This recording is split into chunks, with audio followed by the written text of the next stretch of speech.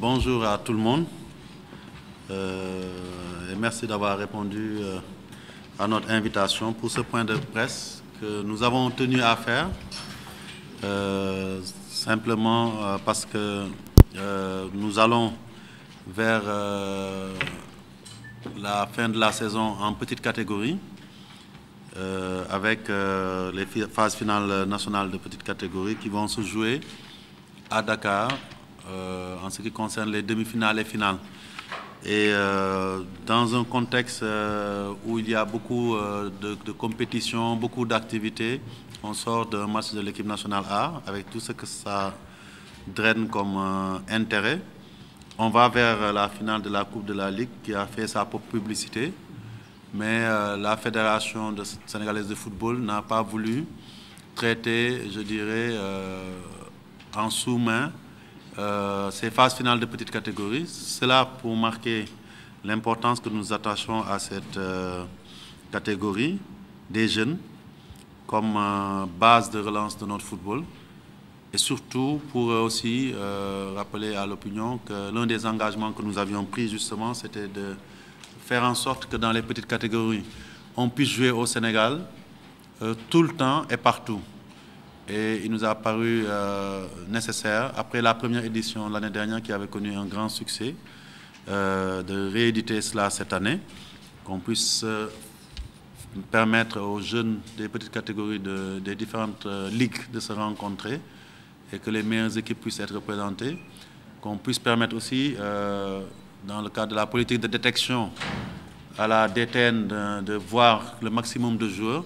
Et c'est dans ce cadre d'ailleurs qu'un certain nombre d'innovations ont été prises cette année, avec la possibilité pour les clubs champions de leur ligue en cadet ou en junior de se renforcer par quelques éléments de la région qui viendraient des autres clubs. Je pense que c'était important.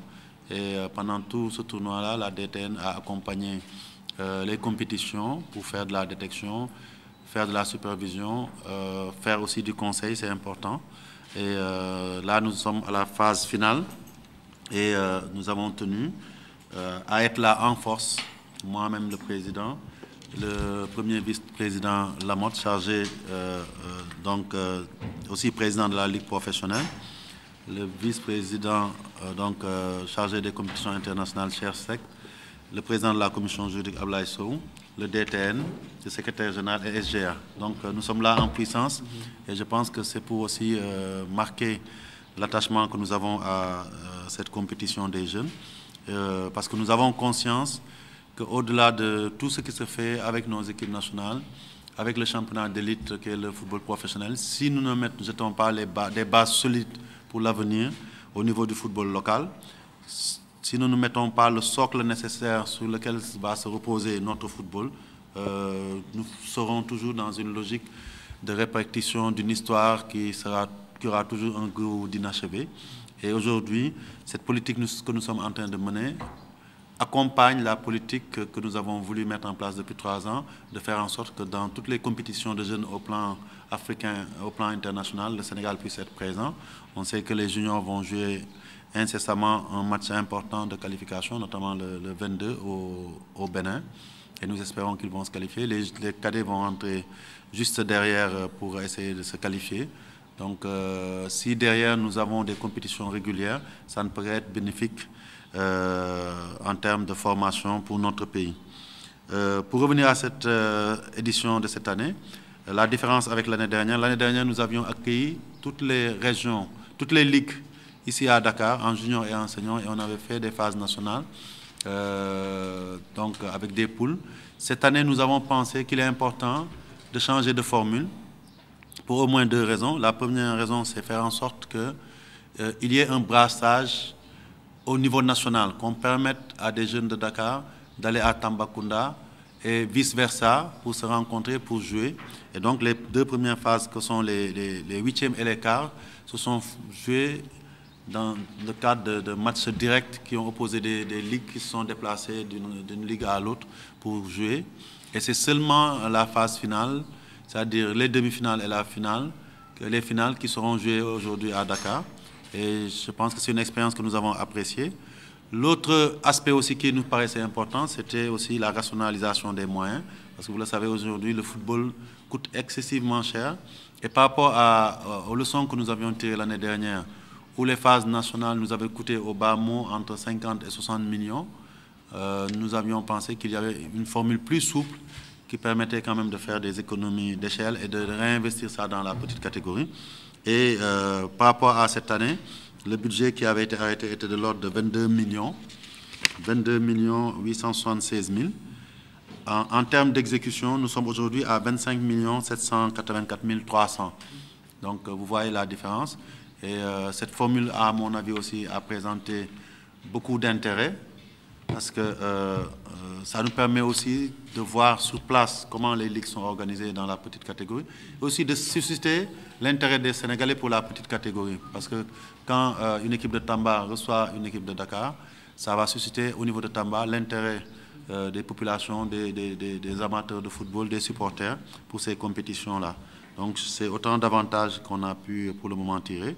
Et nous sommes dans la phase décisive et nous souhaitions quand même lancer un appel à l'ensemble des Sénégalais pour que autant ils s'intéressent aux compétitions seniors, autant qu'ils s'intéressent aux équipes nationales, notamment l'équipe A, qu'ils puissent s'intéresser à ces petites catégories qui sont le vivier de notre football.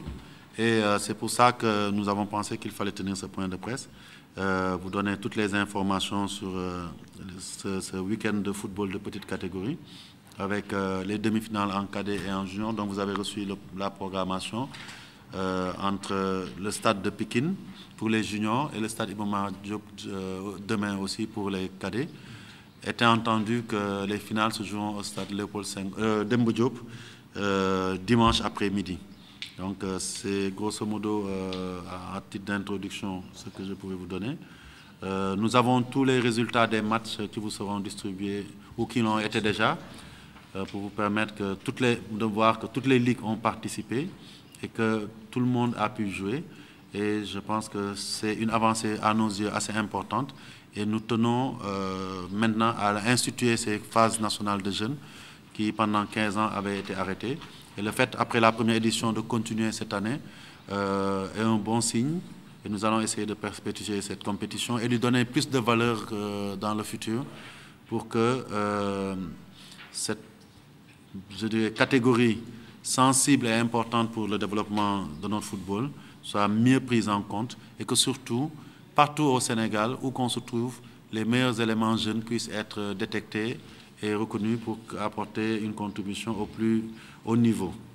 Dans ce même cadre, je voudrais aussi communiquer par rapport à ces phases nationales de petite catégorie sur un aspect important. Vous le savez, la FIFA avait exhorté toutes les fédérations à organiser ce qu'on appelle la journée du fair play. Ceux qui étaient à Abidjan ont vu que les capitaines ont lu des déclarations dans ce sens. Et nous, en réunion de comité exécutif, on avait dit, compte tenu aussi du contexte local, qui cette saison a été marqué par certains comportements à l'encontre du fair play, mais aussi même des violences qui ont connu quand même leur apogée à certains moments critiques de la saison. Nous avons dit qu'on ne va pas se contenter de faire une journée du fair play, on va faire le mois du fair play.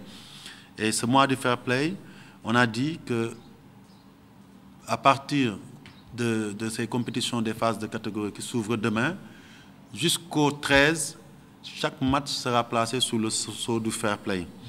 Et pour les phases nationales, ce sera le cas. Pour la finale de la Coupe de la Ligue, comme le président de la Ligue professionnelle a eu à le dire, ce sera le cas aussi. On va insister là-dessus. Et sur ce match-là, en rapport avec la Ligue professionnelle, nous avons même pensé qu'il fallait mettre un prix fair play pour cette finale, qui sera doté d'un trophée, mais aussi d'une enveloppe destinée au club de supporters le plus fair play pour ce match Pikine-Niary-Tally. Et pour les petites catégories aussi, parce que c'est à cet âge-là qu'il faut commencer à véhiculer les idéaux de fair play. Nous allons le faire. Et nous continuerons lors de la Coupe du Sénégal avec la commission fair play qui va dérouler un certain nombre d'activités. Mais à chaque match aussi, nous primerons certainement les équipes qui sont le plus fait remarquer dans ce domaine en termes de fair play, de sportivité. Et je pense que c'est important pour nous.